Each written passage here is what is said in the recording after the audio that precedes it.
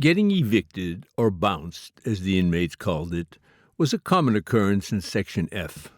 I, too, would eventually get evicted to Section A in August 2013, my last month at the Ottawa Carleton Detention Center before being released on bail. Before my eviction in August 2013, I had seen many inmates evicted, either because they were considered undesirable by other inmates, because they were caught in a wrongdoing, or because their safety was now suddenly in jeopardy, and they were consequently in need of protection.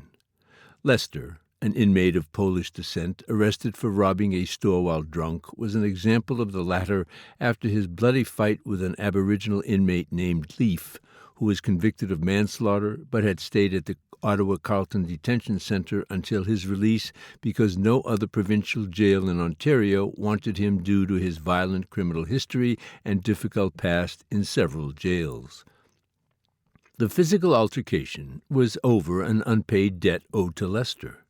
Brown, another inmate with a Lebanese mother and an Anglo-Canadian father, was an example of an undesirable who was evicted twice after bothering and bullying everyone in our section. None of the other inmates in the other sections of the jail wanted Brown either, and consequently the inmates in my section had to take him back again, but eventually he was evicted again shortly thereafter. Paulo, an inmate of Portuguese origin, was an example of the inmates who were evicted for wrongdoing. Paulo was on parole after he had served most of his federal prison sentence, but was rearrested after he was accused of breaching his conditions for release. After speaking with him, I realized he was suffering from mental health problems and subsequently could not always control himself in what he did. He tended to overact to other people's comments and actions. When the guards came to escort him back to the federal prison to finish his sentence, Paulo reacted negatively. He took out his penis and told the female guard to suck my dick, bitch. I was on the payphone at the time, and I could not believe my eyes. Suddenly, out of nowhere, 4 guards tackled Paulo onto the floor before they dragged him away. I could now say that I have seen everything in jail. After Salim was evicted, I assumed the role of buying chocolate, cookies, and potato chips for the less fortunate among us. In exchange, I received thank-you gifts like dream catchers from the Aboriginal inmates, spiritual artifacts which consist of a circular hoop made of plastic or wood woven with string like a net, designed to filter out all bad dreams and only allow good thoughts to enter our minds, crucifixes made from soap from the Christian inmates, artwork by some very talented inmates, and numerous personal stories from inmates about their difficult lives and their cultural origins. Then there was Chancel, a black man in his mid-20s that towered 2.13 meters, 7 feet high, and who had immigrated to Ottawa from the Democratic Republic of the Congo about a decade earlier. He was bilingual, but preferred to speak French even though he had studied at the American School of Kinshasa. Unfortunately, he had become addicted to crack cocaine immediately after his arrival in Ottawa and consequently has been in trouble with the law ever since, mostly for his aggressive panhandling in the city's downtown streets, but also for petty theft. There was Andre, an older French-Canadian in his late 50s who was arrested again because of his lustful Aboriginal girlfriend who would often sleep with other men to satiate her hunger for sex. There was Miguel, a homeless indigenous immigrant from El Salvador in his 30s battling alcoholism. He came to Ottawa when he was a child to escape military recruitment after his parents were killed during the Salvadoran Civil War in the 1980s. The Civil War was a conflict between the military-led government of El Salvador under the dictatorship of Carlos Humberto Romero and the Farabundo Martí National Liberation Front, a coalition of 5 left-wing communist guerrilla groups which attempted a coup d'etat on October 15, 1979, to oppose the government and right-wing paramilitary forces. The Civil War in El Salvador lasted for more than 12 years and saw extreme violence from both sides. Between 1980 and 1992, over 75,000 civilians died at the hands of the government forces during the Civil War in El Salvador. Death squad killings and disappearances remained steady throughout the early 1990s, as well as torture, false imprisonment and attacks on civilians by the Army and security forces. In 1990, the UN began peace negotiations, and on January 16, 1992, a final agreement, the Chapultepec Peace Agreement, was signed in Mexico City, formally ending the conflict, but not before over 1 million people had been displaced out of a population of 5,389,000. About 40% of the homes of newly displaced people were completely destroyed, and another 25% were in need of major repairs. On March 20, 1993, 5 days after the UN Truth Commission report was released, the Salvadoran Legislative Assembly adopted a comprehensive amnesty law that protected all military and guerrilla forces from prosecution for human rights abuses committed during the war, despite the fact that the Civil War resulted in the displacement of large portions of the rural populace and many peasants fled. Some 20,000 resided in crude refugee centers on the Honduran border in conditions of poverty, starvation, and disease. In its efforts to defeat the insurgency, the Salvadoran armed forces, financed by the U.S. government, carried out a scorched earth strategy, adopting tactics similar to those being employed by the counterinsurgency in neighboring Guatemala, which were primarily taught by American military advisors and adapted from the U.S.'s strategy during the Vietnam War. Another inmate in my section was also from Central America. But unlike Miguel, Antonio was spared tragedy in his native country of Guatemala. Antonio was arrested for violating his parole conditions after his early release from the federal penitentiary about 9 months earlier. His rearrest was not surprising to me, since I knew from personal experience that the parole system in Ontario does not work and was even designed to fail the released inmate. Except for one of the inmates on my floor at the Kingston Penitentiary, everyone returned to finish their sentences in prison due to parole violations. Antonio was bitterly angry that he was arrested, since he claimed that the accusation was baseless and simply an excuse to keep him imprisoned despite not having violated his conditions for 9 months. He had another 9 months left in his sentence. While Antonio was waiting to be sent back to federal prison, we talked during our time in the common room. He was a slender man of average North American height and in his 50s. He was intelligent, well-spoken in English and Spanish, but quiet and reserved. Antonio remembered me while we were in prison together in Section C in November 2013, but I did not remember him. He was glad that I was on my way to being exonerated, because he never thought that I was the person being described by the prosecutor and the media. Antonio told me that what happened to me and my children was fate, and that it was destined to happen. Our destiny, he rightfully claimed, is determined at the time of our conception in our mother's womb. Even if we can travel back in time to try and change particular events, this would not change our ultimate destiny. I noticed in the science fiction movies and books that I have read and seen, like The Terminator or Back to the Future, that the only thing that changing history through time travel does is delay the inevitable. I have grown to believe that we do not choose our destiny, and that it is not under our control, but rather that of a higher entity. Traveling back in time, if it was possible, to pay Lien's extortion demands instead of summoning her to court for the divorce would have delayed our inevitable fate by possibly a year, but at least that would have been one additional year for the children and I to be together. After Jihad's transfer to the rehabilitation facility, my new cellmate, Hunter, joined Antonio and I in our conversations, since he was seeking information on how and where to enter Mexico by land after his planned prison escape. Hunter's ultimate destination was Brazil, which has a long history of rejecting requests to extradite criminals and suspected criminals to other countries. Antonio advised Hunter to enter Mexico through the border crossing in Nogales, Arizona, since there was no border guards and no officials to request identification. As a white Anglo-Saxon, Hunter would not have any problems blending in with all the other white Americans crossing into Mexico and back into the United States, which also lacked border guards on its side of the border. He warned that the Mexican city of Nogales is ridden with violence and gang activity, which has managed to creep into the American side due to the ongoing fight for control of drug trafficking routes along the U.S.-Mexico border. Hunter was unfazed by the violence and drug trafficking. He was determined to escape prison in Canada, cross into the United States, and make his way to Mexico, where he would buy a car to drive towards Panama, buy some guns, and make his way to Brazil, where he would be safe and free to live his life the way he wanted. Antonio, I, and a couple of other inmates that had heard Hunter's plan to escape prison did not take him seriously.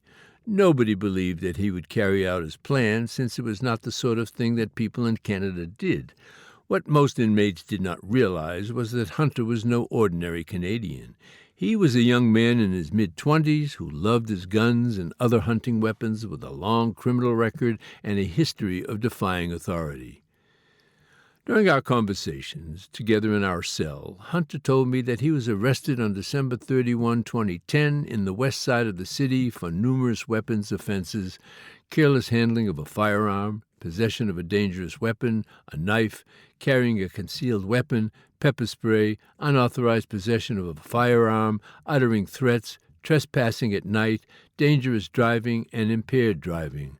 He led police on a wild police chase while driving his all-terrain vehicle, but later abandoned the vehicle after he collided it into a fence, then continued fleeing police on foot, but was eventually caught by police dogs. This was not his first arrest, and in fact he has been in trouble with the law since adolescence due to his addiction to alcohol and due to his previously undiagnosed bipolar disorder, which was finally diagnosed in January 2010. He had spent nearly 2 years at Harvest House, Christian-based nonprofit rehabilitation center for young male drug and alcohol addicts under the age of 31, but without success, primarily because of his undiagnosed bipolar disorder. Hunter was waiting to go to trial at the Ottawa courthouse in January 2013 to determine his fate. He would eventually be sentenced to 2 years' prison by Judge Julianne Parfait, but he also had similar charges on the Quebec side of the Ottawa River. In addition to going to court in Ottawa, he had to go to court in West Quebec. It was during his scheduled court date in Quebec that he planned on executing his escape plan. Hunter was a very intelligent young man who had started his studies in engineering at university. He was crafty, innovative, perceptive, ingenious, brilliant, persistent, and bold with an active mind. He was a real-life MacGyver, a fictional secret agent played by Richard Dean Anderson in the American television series that aired from 1985 to 1992, who used his knowledge of the physical sciences to make things out of ordinary objects to solve complex problems. I had witnessed Hunter make handcuff keys and all sorts of other gadgets to help him plan his escape, gadgets which he hid up his rectum so that the guards would not find them. Aside from this determined man who planned to escape imprisonment, I got to know some of the other aspects of his personality and his life. He told me that he was the grandson of an Army veteran who served in the Korean conflict and that he himself loved to hunt animals. He also loved Arnold Schwarzenegger and claimed that he had never rendered a bad performance in any of his movies. I beg to differ. Schwarzenegger's performance as the villainous Mr. Freeze in the 1997 movie Batman and Robin was definitely a disaster, but Hunter disagreed with me. Hunter did a good impersonation of Arnold and drew him regularly, and quite well, in his famous role as the Terminator. Hunter had just ended his relationship with a young woman named Dana, and from what he was telling me, Dana either didn't get the message or did not want to get the message, and was doing everything possible to hold on to him despite that Hunter was exploring potential relationships with other women. Hunter educated me on the mentalities and activities of the young women of his generation, like the bush parties, a party held in a wooded area, usually around a campfire and laden with alcohol and narcotic drugs, and naked attendees like his friend Catherine. The promiscuous sex among his peers and the manner in which many young women trapped young men into a relationship by becoming pregnant with their child. It was really alarming to hear them from first-hand experiences, even though I had already read about these events and had seen them on television. I found it equally disturbing during my time at the Kingston Penitentiary to hear that young men also would intentionally impregnate young women to trap them into a relationship in order to use them for some other purpose, for example, to get citizenship or to get money from the women and or her family if they were wealthy.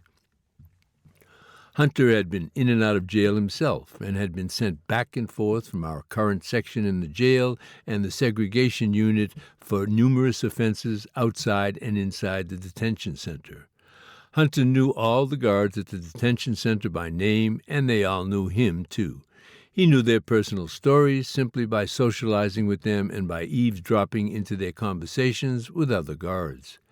Hunter had even begun assigning nicknames to the guards based on their character and their resemblance to fictional and non-fictional characters in Hollywood movies, video games, and history.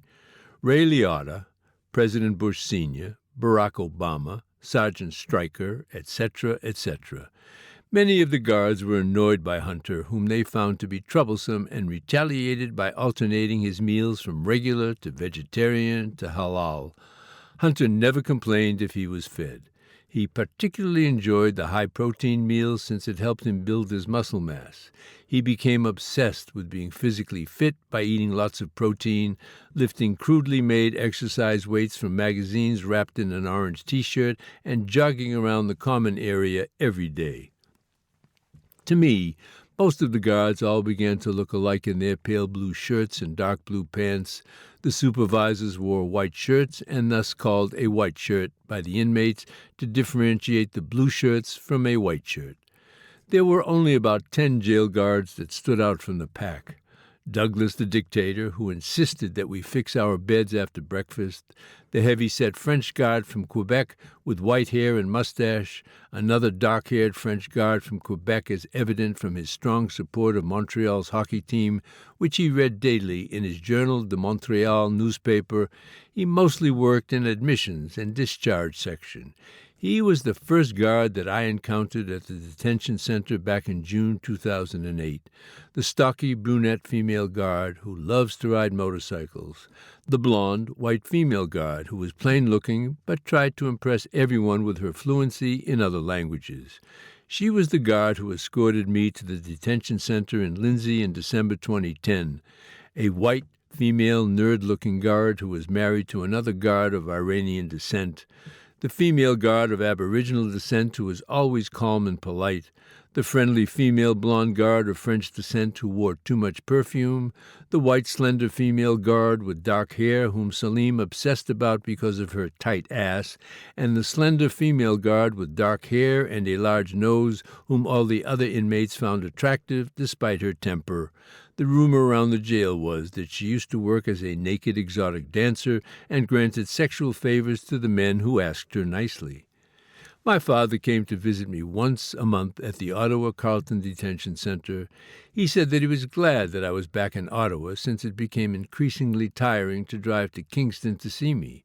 The Kingston Penitentiary was 203 kilometers or 126 miles away from his apartment on Alta Vista Drive, while the Ottawa Carleton Detention Center was only 7 kilometers or 4.5 miles away. I had told him that I was going to replace my lawyers since I did not see any progress with my bail hearing. They had not even come to see me to give me an update. This had really upset me, since my former attorney, Vincent Clifford, did the exact same thing with me, leave me in jail for several months at a time without seeing me or giving me an update. Back in 2008, when I was detained after my arrest, waiting to be released on bail. My father staunchly told me not to fire them because they are exceptionally good lawyers. He told me, "Don't fire them. They are Jewish. The Jews are just like the Greeks." I looked at him through the glass partition and told him through the telephone receiver, "Wonderful. My lawyers are assholes." "No," my father shouted back through the telephone receiver, "they are not assholes. They are palikaria." Palikaria is the Greek word used to describe masculine men who possess great physical and mental strength, stamina, and resilience. I asked him, "If they are palikaria, Then why have they not come to see me since my return to Ottawa from the Kingston Penitentiary? He left without answering me. The following week, the guard informed me that I had a visitor. The guard had escorted me to the visiting room without partitions reserved for professionals like lawyers and social workers. I did not know who was coming to see me and thought that maybe it was the social workers from the Children's Aid Society. After waiting by myself in the visiting room for a short time, the guard opened the door to allow a white man of average height with brown shoulder-length hair and a full but neatly trimmed beard. He was dressed in a designer dark-colored suit and had his sunglasses on. He forgot his regular prescription glasses in his luxury car. I saw from his car keys on the table that it was a Cadillac. After he shook my hand and sat down, he asked me, "Do you know who I am?" I shook my head no. "I am your lawyer, Mott Weber," he replied. "I own a reputable law firm in the city. I am certain that you have heard many great things about me and my partners and associates from the other inmates," he said somewhat smugly as he shook his hair from side to side like the worldly famous Italian model Fabio. Weber looked partially like a motorcycle rider and partially like a wealthy, fashionable businessman. This was unsurprising, since he was both a motorcycle enthusiast who played the guitar and a hard-working professional who genuinely cared more about people than he cared about money. Weber began talking about himself, saying that he had graduated from law school in Toronto in 1992, then moved to Ottawa to start a law firm with other partners in 2004. He has since built a reputation as a stern and effective defense attorney while helping his partners transform their law firm into the largest criminal law firm in Ottawa.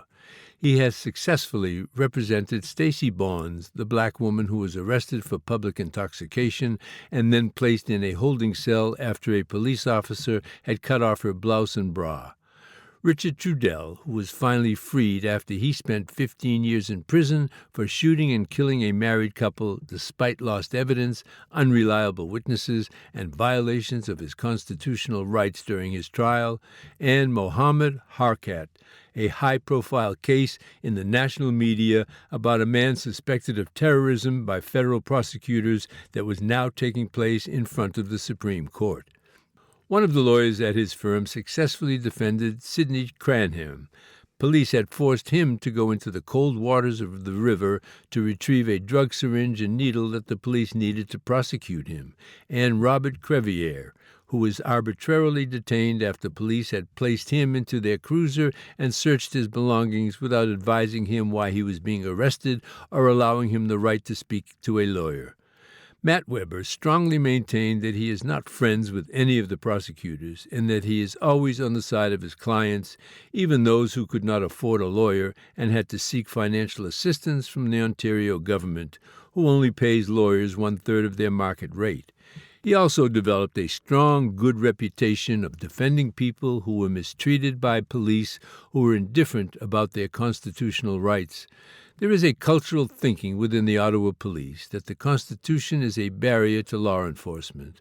After my long meeting with Matthew Weber, I felt more comfortable having him as my defense attorney, and now I was willing to wait a little longer for him and Howard Krongold to prepare for my bail hearing. After he left the visitor's room, the guard had escorted me back to my cell, where my cellmate Hunter was writing and drawing in his small plan book. Hunter knew a lot of inmates, and many knew him as well. I had asked him what had happened to Cowboy, a farmer who I had met at the Regional Detention Center in January 2011, who was waiting to go to trial on allegations that he was a senior member of the notorious Hells Angels gang and engaged in trafficking cocaine. Cowboy refused to plead guilty to criminal charges of conspiracy, possessing property for the benefit of a criminal organization, and possession of cocaine for the purpose of trafficking. After 2 years of trying to get a fair trial, something that he claimed was constantly jeopardized by the conduct of the police, Cowboy requested the guards at the detention center to keep him in quiet environments to cope with the stress of trying to ensure that he get a fair trial in court. he succeeded in having a recorded interview that he was forced to give to the police after his arrest thrown out from the prosecutor's evidence after he was able to prove that 16 minutes of the police interrogation was cut out from the recording. It was the reason why he insisted that he be given a different can of soda to drink after he finished each can. Despite his modest success, Prosecutor Bill Boutsouvis, a Canadian of Greek descent, still pressed forward to prosecute him even after the fact that he was shot during a home invasion by drug traffickers in 2007 and had his barn burned down. To make matters worse, the father of 7 children lost his 500-acre or 202 hectares farm, a herd of cattle, and his home during his lengthy battle with prosecutors who sold everything for $50,000. After hearing all of this about Cowboy, I now understood why he wanted to stay in a quiet area of the jail. If I was him, I too would get tired of hearing the same annoying song being played loudly on the radio about a man who is going shopping at a thrift shop for a fur coat and only has $20 in his pocket. I would find out a year later from local media that Cowboy finally had his criminal charges dropped due to insufficient evidence 3 months before he was scheduled to go to trial. Meanwhile, he had 2 teeth knocked out while detained at the Ottawa Carleton Detention Center that was not properly treated and developed a serious infection as a result. The infection shut down his pancreas and consequently he was hospitalized for a week. In the 4 years of his legal ordeal, Cowboy lost everything and was not reimbursed the $50,000 made from the sale of his property and possessions. Hunter also told me about his previous cellmate, a man in his 50s named John from Parry Sound, 431 kilometers or 268 miles northwest of Ottawa, who shot and killed his daughter-in-law in her home in Deep River to spare his son and his grandchildren from a divorce that was being prolonged due to her battle for child custody and control over the family's money. His daughter-in-law had started a romantic relationship with another man. John's defense attorney, Lawrence Greenspan, argued he had a mental health disorder and had asked the jury, composed of 5 men and 7 women, to acquit him of murder and instead find him not criminally responsible. But on April 3, 2013, the jury rejected the defense's argument after 3 hours of deliberation in a Pembroke courtroom that was presided by Judge Julianne Parfait. The jury convicted him of premeditated murder, which comes with an automatic life sentence with no eligibility of parole for 25 years. Hunter told me that despite the guilty verdict, John was seen by many inmates as a hero who had made a huge sacrifice for the benefit of his family. Unconvincing. Although I remained unconvinced by his claim, Hunter did convince me of one thing. He was going to be free from prison soon. His court date in Quebec had finally arrived. On the evening of his court date in Quebec, Hunter did not return to the Ottawa Carleton Detention Center as usual. Those of us who knew about his plans to escape began to wonder if he really succeeded. Those thoughts quickly ended when Hunter was returned to my cell in the early hours of the morning with a black eye. Despite his failed attempt to escape and his eventual return to the Ottawa Detention Center, Hunter was thrilled. He recounted how his escape plan nearly worked. While he was in the paddy wagon on his way to the courthouse, he managed to use his improvised key to open and remove his handcuffs and ankle shackles. He was in the paddy wagon with another inmate who did not oppose or obstruct Hunter from his attempted escape. When the police officers had opened the doors to the paddy wagon, Hunter ran out and began running as fast as he could to the road where some cars were parked. He almost made it, but was suddenly caught by one of the police officers. Hunter responded by punching the officer in the face, breaking free of his grip, and running further away. After he was tackled to the ground by another officer, Hunter continued to fight him while the onlookers cheered. He was able to grab the officer's gun, which had fallen on the ground during the struggle, and then proceeded to aim the gun at the officer, who he allowed to step away and escape. But his response was met with more guns aimed at him from the other police officers. Hunter surrendered and was taken to the holding cell in the basement of the courthouse while being beaten by the officers who cursed him in French. He was never brought before the judge, nor was he charged with fleeing police custody or assaulting a police officer. Hunter believed that it was because doing so would have made the Quebec police officers look like incompetence. Embarrassment. After he had returned to the Ottawa Carleton Detention Center, he noted that he received a lot of attention from the female guards, whom he said was flirting with him. The male guards kept a closer eye on him and would eventually place him through the metal detector several days later and kept him in the segregation unit when the metal detector that Hunter sat on indicated that he had metal objects up his rectum. It was the last time that I saw Hunter at the detention center. Several months later, I would receive letters from him while I was released on bail to seek advice, but also to cheer me on and congratulate me on my acquittal. My next cellmate was a guy in his late 20s named Elias. He was a Lebanese Christian, but everyone said that he looked Jewish, mostly because of his nose and ears. Elias used his Jewish resemblance to his benefit. He claimed that he was Jewish and demanded that he be fed a kosher meal, which is the best meal an inmate can be fed in the province of Ontario. Generally speaking, inmates who claimed Jewish descent and were actively practicing Judaism had better meals and access to additional benefits that were unavailable to non-Jewish inmates, such as access to cellular phones. Elias knew this, and to him it was worth deceiving everyone to get these perks and benefits. He admitted to me that he almost got caught in his deception when the rabbi came and asked him if he had everything he needed to pray, including a tefillin, that is, phylacteries, a set of small cubic leather boxes painted black containing scrolls of parchment inscribed with verses from the Torah. The phylacteries are tied to the head and arm with leather straps dyed black and worn during weekday morning prayers. The Torah commands that they should be worn to serve as a sign and remembrance that God brought the children of Israel out of Egypt. Elias did not know what they were, but assured the rabbi that he had received them from the other rabbi at the detention center in Lindsay. Although Elias received the best quality food available at the Ottawa Carleton Detention Center, he was still not satisfied. He wanted more food and began bartering with other inmates to get more food into his stomach.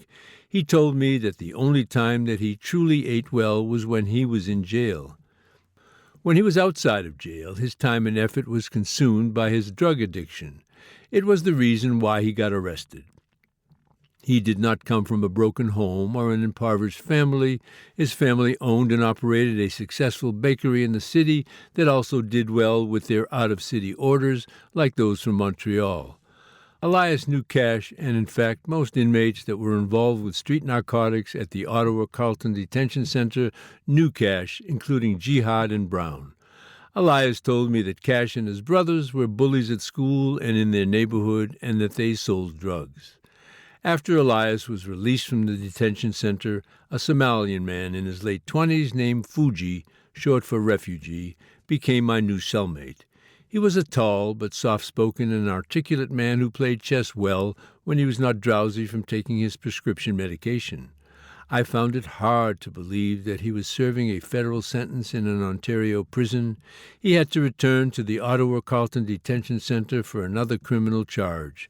He was summoned to go to trial again in Ottawa, but it looked like he was going to be acquitted based on the defense that was going to be presented by his lawyer, Anne London Weinstein, wife of Lawrence Weinstein. Fuji could tell from the softness of my hands that I was not a murderer or even a violent person. He told me that although my hands were large, I had a soft hand grip like a little girl. He suggested that I call my book Capital Authority to reflect the authoritarian nature of Canada's capital.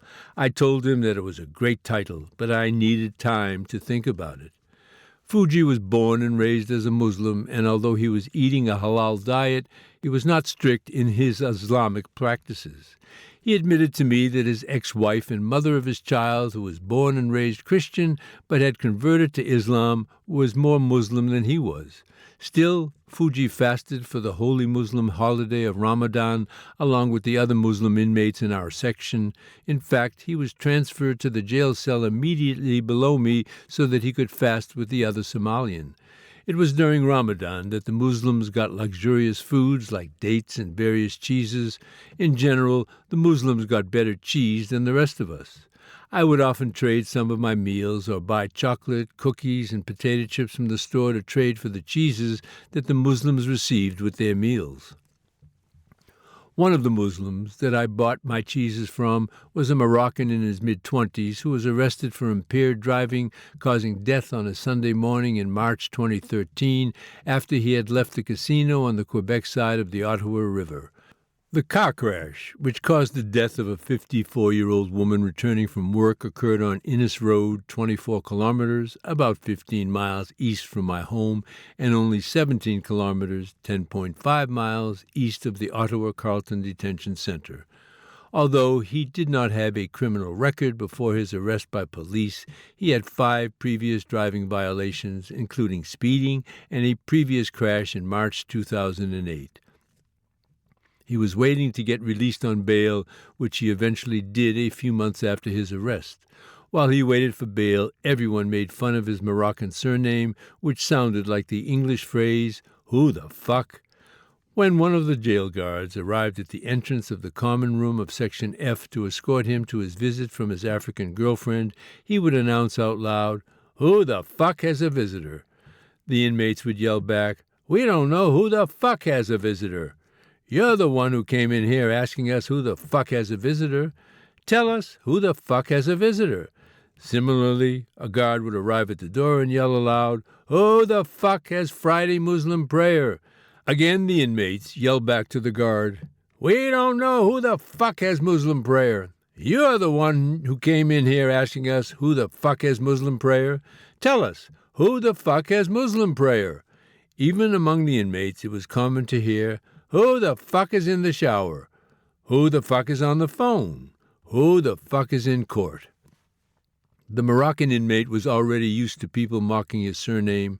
He was a confident young man with movie star good looks who was well-spoken and fluent in English, European French, and Moroccan Arabic. He was a high school dropout who attended the same school as Cash and knew him fairly well, who aspired to be a musician and a Hollywood actor. His family were friends with Ryan Gosling and his family in Cornwall, Ontario, 103 kilometers or 63.7 miles southwest of Ottawa, and the plan was to have Who the Fuck get into Hollywood. We had told him that if he ever got to become a Hollywood actor, he would have to change his surname so that they could mention his name on television and radio.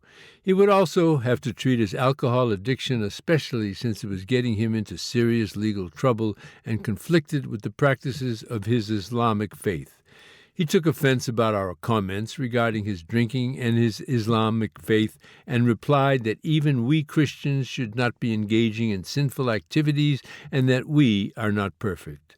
Some of the inmates counter-argued that, unlike Muslims, we acknowledge and accept our imperfections and thus are humbler and seek forgiveness for our transgressions. Muslims, we argued, always seem to present themselves as perfect humans that are overly strict and unforgiving. The Moroccan did not respond to our counter-arguments. He knew that we were right, especially since he still craved to drink alcohol while in the detention center and was actively seeking inmates to purchase jail-made brew. About a year later, the Moroccan was in the local news. He pled guilty to impaired driving, causing death and breaching his bail conditions by consuming alcohol on Christmas Eve 2013 and then again in the following July. He tried to remove his electronic monitoring device to avoid being caught drinking while released on bail, but failed. He was ultimately sentenced to 4 years and 9 months in federal prison. At his sentencing hearing, he apologized to the family of the woman he caused to die from his drunk driving and promised to teach others about the consequences of drinking and driving after he is released from prison. My next cellmate was an Aboriginal man in his 50s. He was from the Akwesasne Mohawk Reserve on Cornwall Island, located in the St. Lawrence River directly south of the city of Cornwall and straddling the Canada-United States border as well as the Quebec-Ontario border. He was about 1.71 meters, 5 feet and 5 inches in height, very quiet and reserved. He spent most of his time reading, doing crossword puzzles, and making dream catchers. Mohawk was arrested for assaulting his estranged wife, whom he told me was taller, heavier, and more violent than him. He told me that his wife loved to drink alcohol, and she loved to flirt with men in person by flashing her vagina — she never wore panties — and via the internet. He had caught her one time in the early morning hours of the night naked, masturbating in front of their internet camera for a man located immediately across the U.S. border in northern New York State. He told me that she never really put a lot of effort into her role as a wife or as a mother to their 2 children, a son and a daughter, and that she had made her job at the local radio station, her passion for drinking and sexual exploits, her priorities. After he had caught her in front of the internet camera masturbating, he had filed for divorce and custody of their young adolescent son, whom she never fully bonded with. Their daughter had already grown into a young adult. Mohawk's wife did not respond well to him having filed for divorce and assaulted him while he was sleeping in their living room. He did not have any other place to stay since all his money was spent on the family expenses. Mohawk was arrested and charged with assault for fending off his wife's assault. He told me that this was a common occurrence in the Mohawk community in and around the reserve on Cornwall Island. He acknowledged that there were not any shelters for men escaping violence from their wives, and as a result they had to either still stay at home with their wives or stay on the street. If they did not have anywhere else to go, I empathized with him and told him my story. He could not believe his ears and was astonished both by the refusal of the police to help me and my children from their mother and her lover, and by how the jury convicted me of murder after defending myself and my daughter. Mohawk generously made me a dream catcher to make my nightmares go away while I slept. Before he was released, he wished me good luck and told me where to find him if I needed anything.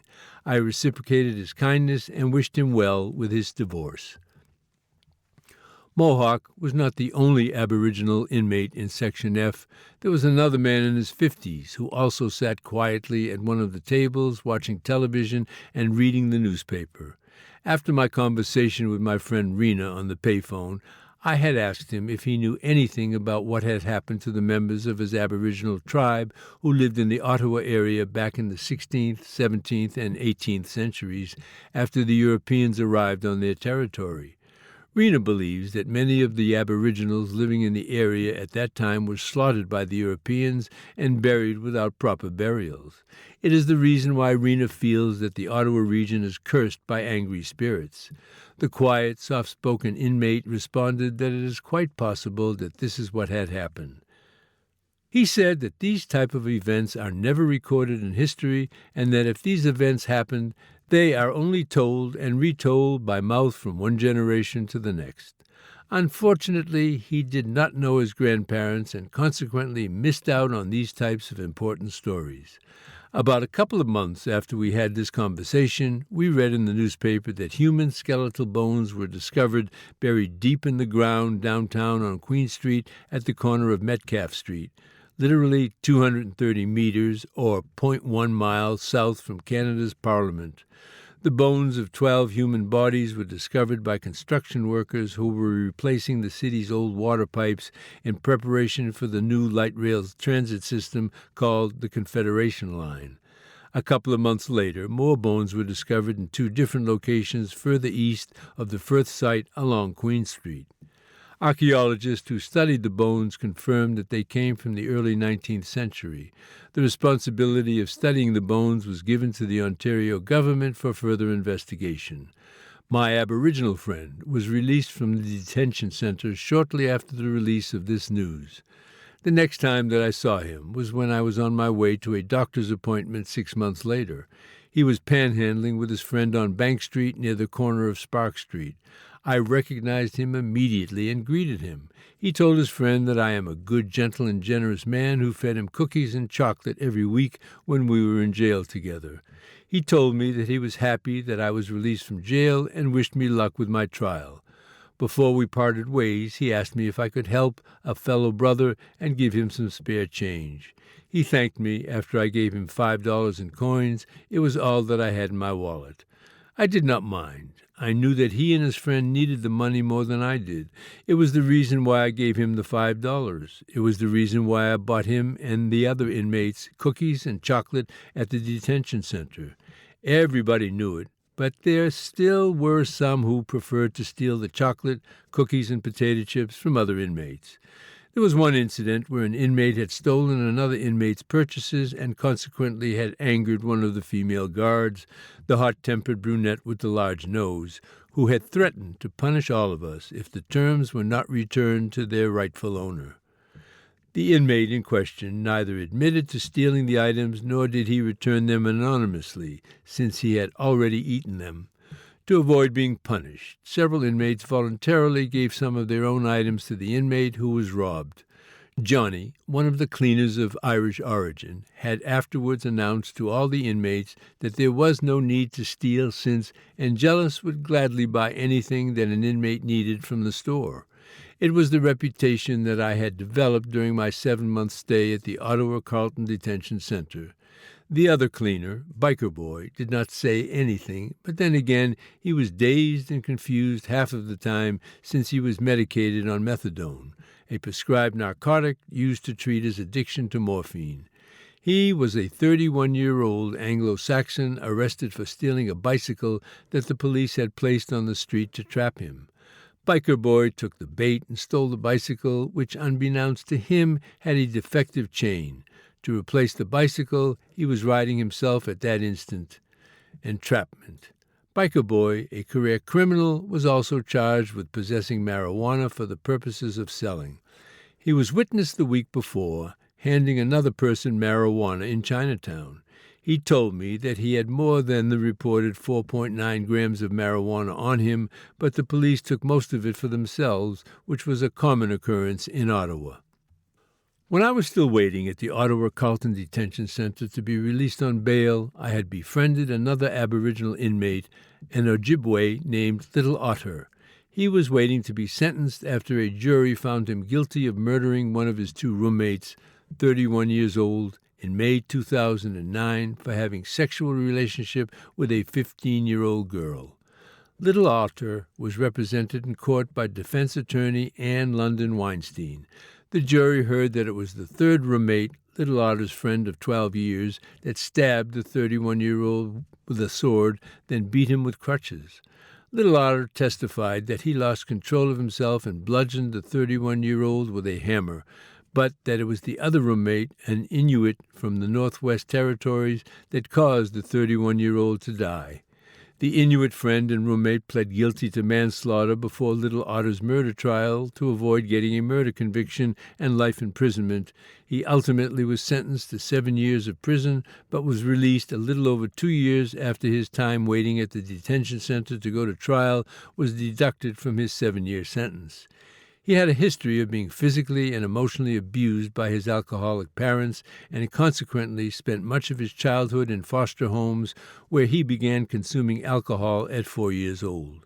His own children are being raised in foster homes. Cyclical. After he was sentenced to 7 years, he admitted to murdering his roommate, but this did not stop the jury from convicting Little Otter of murder. Little Otter would eventually receive the minimum eligibility period to apply for parole for a second-degree murder conviction, 10 years. One of the factors behind the minimal parole eligibility was Little Otter's horrible childhood. He was sexually abused by his father when he was 4 years old, and as a result has developed an antipathy towards sexual offenders when the victims are children. Dr. Julian Goger, the psychiatrist who testified at Little Otter's trial, believes that Little Otter perceived his 31-year-old roommate to be a child abuser and likely triggered a post-traumatic stress response which was exacerbated by his drunkenness. In addition to his childhood trauma, Little Otter was battling alcohol and cannabis addiction. Tests revealed that he has subtle brain damage, possibly from fetal alcohol syndrome. He also hit his head when he was a toddler when his mother fell on him after being hit by his abusive father. He only started counseling at 13 or 14 years old, but he never discussed his emotions with his counselor, which, according to Dr. Gojer, is unsurprising, since males are much more reluctant than females to talk about their abuse. Over time, he had developed antisocial traits, but was still able to work and take care of his younger brother. On the night of the murder, he saw the 15-year-old girl as a daughter who needed protection from a parent. Of course, the jury did not see it that way. How could they, when they are 12 Caucasians who are unable or unwilling to understand the challenges the Aboriginal population in Canada face in their lives? Despite more and more horror stories being revealed about the Aboriginal population in Canada, Anglo-Saxon and French Canadians still view and treat Canada's first inhabitants with apathy and racism. The jury never got a chance to know Little Otter, nor did they want to. If they did, like I did, they would have seen a brilliant chess player who went through a lot of hardships and even overcame some of them, yet still is able to express himself through self-taught poetry and incredibly detailed artwork, some of which I bought while we were together at the Ottawa Carleton Detention Centre. He is also a very patient and persistent Christian who is continuing his battle for true justice through the Court of Appeal. Time will tell whether he finally gets justice. When Little Otter was not drawing his artwork, he was playing card games and chess with other inmates.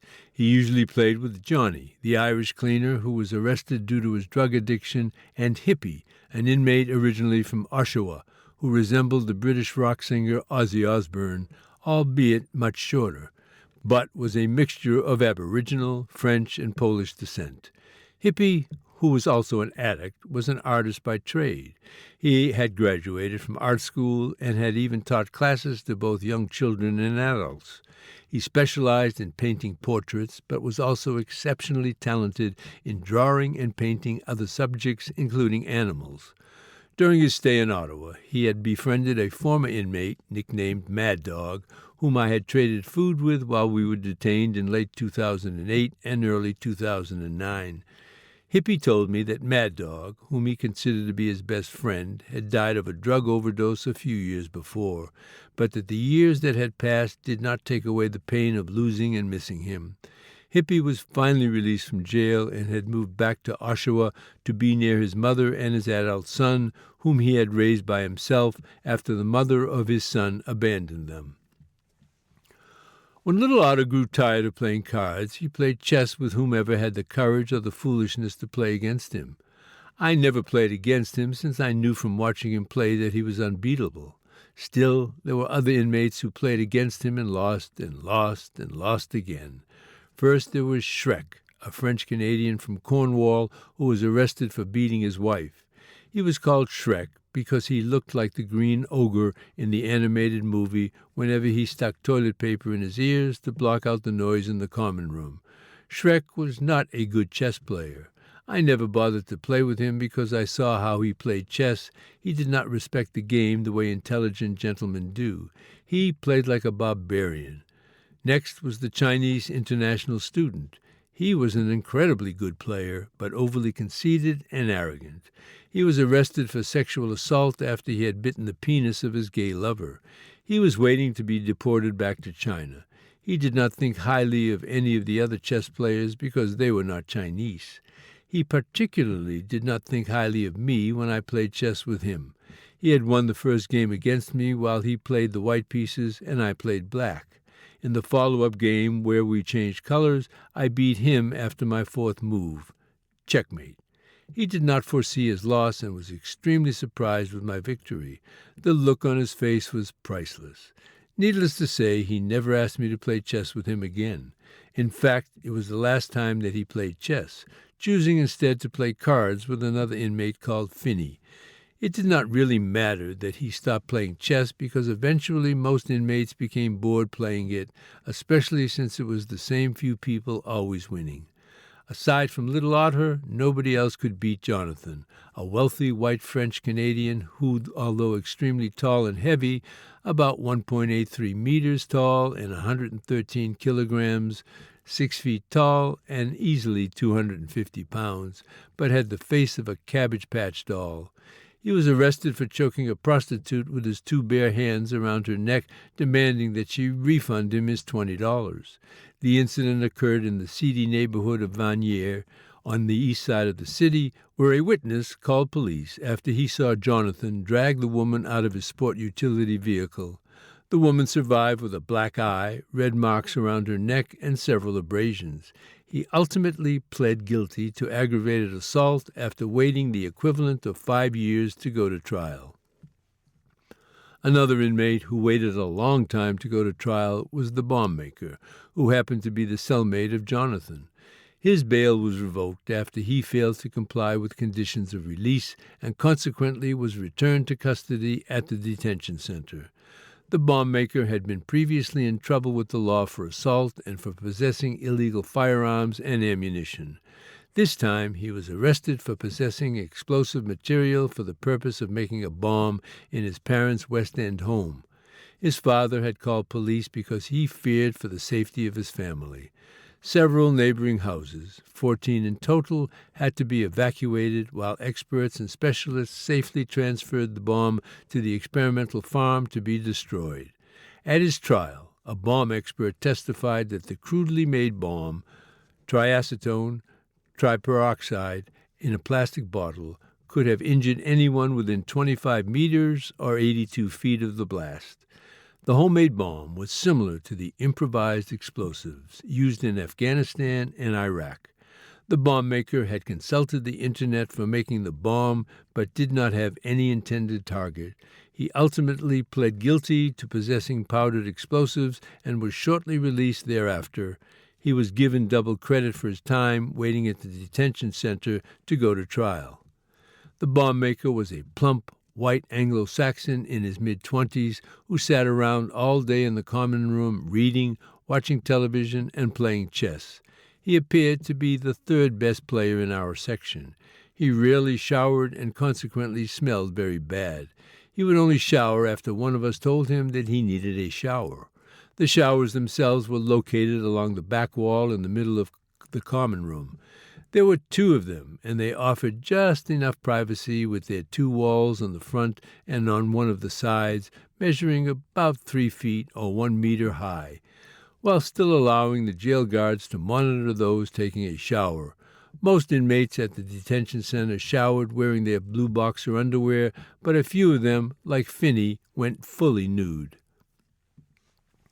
Finney was an Irish-Canadian in his mid-50s from Pickering, Ontario, about 40 kilometers or 25 miles east of Toronto. He was a professional bank robber who was finishing his jail sentence for a previous criminal conviction.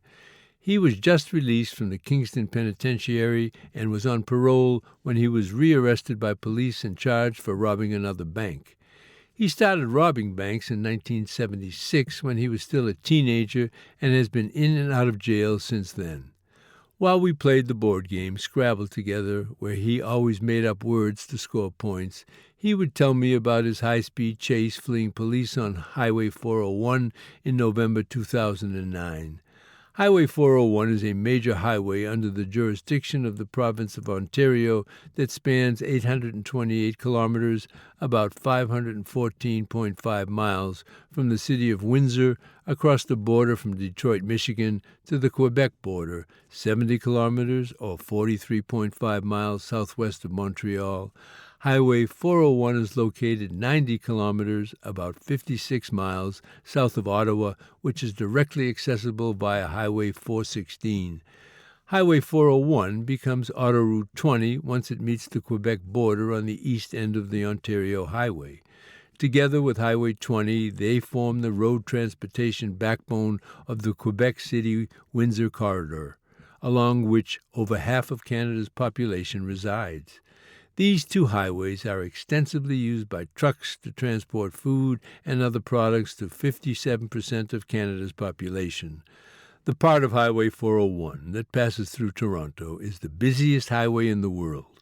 The police gave up chasing Finney on Highway 401 because it was too dangerous to continue pursuing him in their cars. Eventually, he was caught, convicted, and imprisoned. While in prison, he stayed out of trouble and was consequently released on parole in April 2013. That was when the police searched his belongings at the Kingston Penitentiary and found traces of a dye on his jacket, dye that a bank teller who was recently robbed had placed into the bag of money that Finney had demanded during the robbery at a bank located on Carling Avenue. When we were together at the Ottawa Carleton Detention Center, he was waiting to go to trial. We would frequently be sent to the courthouse together, chained and escorted by the Ottawa police in their paddy wagon. These frequent trips were a waste of our time, since we would always return to the detention center with little or no progress with our cases. The prosecutor would always delay and postpone his trial by several months, angering Finney to the point of yelling, "Suck my dick!" to the prosecutor in court after she had told the judge that she needed more time to prepare for the case. I did not hear him curse the prosecutor, since I was in the holding cell in the basement, but my father confirmed that he saw the frustrated, white-haired bank robber in the courtroom. Needless to say, Finney's impulsive outburst in court only brought him more delays as a means of punishment. He was remanded back to the Ottawa Carleton Detention Center. On our way to the courtroom from the detention center, Finney and I had met some of the other inmates from other sections of the jail. There were a couple of young men in their early 20s who were scheduled to go to court for their alleged crimes. One was a Turk, a Muslim who was married to an Afghani woman but was arrested for sexually assaulting a woman, a white single mother whom he had given marijuana and other street drugs before molesting her while she sat disoriented on his lap. He worked for a major cable company selling cable, telephone, and internet subscriptions to people. It was on one of his work days that he entered a woman's home who was interested in subscribing to these services. He immediately befriended her, offered her drugs, and sexually molested her by suckling her breasts and rubbing her vagina underneath her clothes. He had been accused of committing similar acts numerous times against other women across Ontario, but he had always managed to escape criminal prosecution and conviction due to insufficient evidence and or unreliable witness testimony. This time, his luck had run out. The prosecutor had enough evidence to convince a judge to convict him. He was waiting to see if the prosecutor was going to succeed in convincing the judge to designate him as a long-term offender due to his repetitive targeting of women for sexual offenses. The designation automatically comes with at least 2 years in prison, followed by long-term supervision in the community for a maximum of 10 years, something that Turk was afraid of. He had fired his defense attorney, who failed to acquit him, and he was now trying to convince Anne London Weinstein, whom he found incredibly sexy and attractive despite being 30 years older than him, to defend him in court and stop the judge from designating him a long-term offender. Not many people liked Turk, who had a tattoo of the Turkish flag on his right hand. He was known throughout the detention center as a swindler, always preying on the vulnerable and fooling them into giving him their money and possessions. He was also an insensitive troublemaker, angering and provoking others for his own personal amusement. On the day that I first met him on the way to the courthouse, he was bragging about his sexual exploits and his drug-filled revelry with friends. He knew Cash and wanted to continue to party with him, even though I had told him that Cash was trying to stop his old ways of living in exchange for a calmer and more virtuous lifestyle. Turk laughed at me and said that he would never allow that to happen to Cash. He was arrogant that way. He also openly admitted to me that his psychologist diagnosed with narcissistic personality disorder, but he was not interested in seeking treatment. Turk loved being the center of attention, often and proudly promoting the past conquests of his Turkish and Ottoman ancestors. This angered another inmate who was from Albania, but was arrested shortly after arriving in Ottawa for shooting and killing a known drug dealer near the city's Greek Orthodox Church. The Albanian, who was summoned to court to go through the usual proceedings to commence his trial for murder, was extremely upset by Turk's insensitive remarks about how the Ottoman Empire ruled the Balkan region between 1431 and 1912, and how the Ottomans conducted numerous massacres against the Albanians who revolted against the empire over the strict control of landowners and the empire's unfair taxation system. Turk bragged about how the Albanian revolutionists lost their battle for freedom and independence and were then recruited into the Ottoman army, which came with an automatic conversion to Islam. Most of the Albanian population gradually converted to Islam from Christianity since it brought considerable advantages, including access to Ottoman trade networks and bureaucratic positions in the government. The Albanians, because of their Islamic influence, their international social divisions, and the fear that they would lose their land to the emerging Balkan states, Serbia, Montenegro, Bulgaria, and Greece, were the last of the Balkan peoples to desire separation from the Ottoman Empire. Albania remained a part of the Ottoman Empire until 1912, when the Albanian revolutionists finally succeeded in their fight for independence, which coincided with the invasion of the Albanian region still under the control of the Ottoman Empire by Montenegro, Serbia, and Greece, but not before many people had lost their lives. The Albanian inmate could no longer tolerate any more of Turks gloating in the Ottoman Empire's control of the Albanian people and had asked the police officers to put him in a different holding cell as far away from Turk as possible. It was the last time that I saw the Albanian, but he wished me good luck with my legal case in court. He knew who I was and that I was of Greek heritage. He had asked me if he should replace his current lawyer, Michael Smith, with Vincent Clifford, my former lawyer, and his boss, Michael Edelson. I told him, no, don't do it. Edelson and Clifford are only loyal to the Ottawa police. The Albanian, who was raised as a Muslim but did not practice it, a common occurrence in countries that have been secularized because of communist control, like the way Albania was from 1944 until 1992, thanked me for the advice and left. I had confronted Turk after the Albanian left, and I had told him that he was wrong for proudly boasting the atrocities made by the Ottoman Empire during their reign and control of Eastern and Southern Europe. I told him that my own grandparents in Greece suffered greatly because of the actions of the Ottoman Empire, and that I, too, did not appreciate his arrogant, insensitive remarks. He was startled by my forwardness and apologized, although I remained unconvinced about the sincerity of his apologies. He did not come across as a resourceful man. He tried to downplay the massacres by the Ottoman Empire by saying that it was nothing compared to what Hitler and his Nazi forces did in World War II from 1933 to 1945. Turk seemed to know a lot about Hitler and the Third Reich, stating that when Hitler was Chancellor of Germany, he was first proposed by his policy advisors an economic approach to control the European continent, but Hitler rejected the strategic economic approach because he preferred a militaristic approach. Turk admiringly pointed out that Germany's current Chancellor Angela Merkel was in essence using one of Hitler's rejected policies to control Europe, which Turk pompously admitted worked better than Hitler's military approach. Asshole. I did not like Turk, but then again it appeared that very few people genuinely liked him, not because he was Turkish, but because he was an insensitive jerk. I had only met and gotten to know two other Turkish people in my 43 years of life, the man who taught me how to read and write Greek in school in New York City, and a female classmate in my graduate program at the University of Ottawa, neither of whom were insensitive jerks. That was the last time that I saw Turk, but not before I planted seeds in his head about his need to abandon his Islamic faith in exchange for a Christian one. I knew that it was a long shot given Turk's personality, but I figured that I should try anyway, since I knew that I would not see him again, given that we were in two different sections of the detention center. In the common room of the detention center, Finney would also tell me what he knew and heard about my former attorney, Patrick McCann.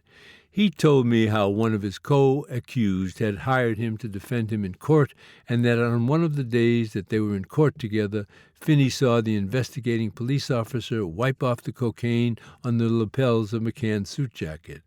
Back then, McCann was a famous lawyer who won his cases even after he was arrested on drug-related charges related to his addiction to cocaine in 1983. Now, it appears that McCann lost his winning streak.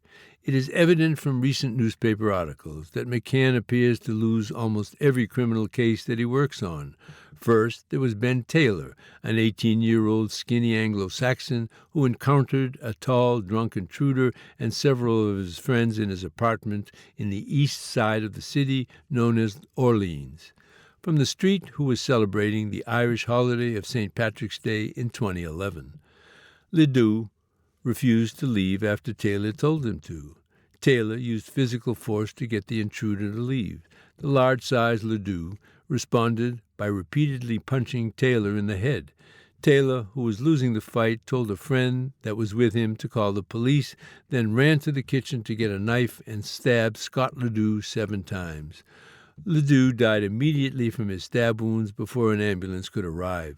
The jury did not agree with McCann's argument in court that Taylor was defending himself in his home against a large drunk intruder and consequently convicted Taylor of manslaughter and sentenced him to 6 years in prison. Taylor's lawyer, McCann, told reporters that he was disappointed by the jury's verdict, but that at least his client was spared life imprisonment, a sentence that automatically results from a murder conviction. McCann was not even able to convince Judge Charles Hackland for less jail time, despite the judge saying in court that he believed that a somewhat reduced sentence is warranted due to the severity of the beating that Mr. Taylor received at the time he employed the knife, and this provocation reduces the moral blameworthiness surrounding his use of the knife. Even Ledoux's parents implied that their large drunken son was mostly to blame for the tragic incident. They told Detective Rick McIntosh to tell reporters that they felt the verdict was fair and that they hold no animosity towards Taylor and his family, and that they hope that he moves on with his life and that he learns from his mistake and becomes a better person. The mistake Ledoux's family is claiming is this: under no circumstances is anyone in Canada allowed to defend himself or herself, even though the law in Canada allows it. If anyone in Canada chooses to exercise their legal right to defend themselves or their vulnerable loved ones, they are putting themselves at great risk for being convicted of criminal wrongdoing. I had always found it bizarre and even hypocritical how Canadians say that they value their legal rights in Canada, yet criticize, condemn, and even punish those who do choose to exercise their rights. It is a case of do as Canadian society says and believes, and not what the law allows you to do.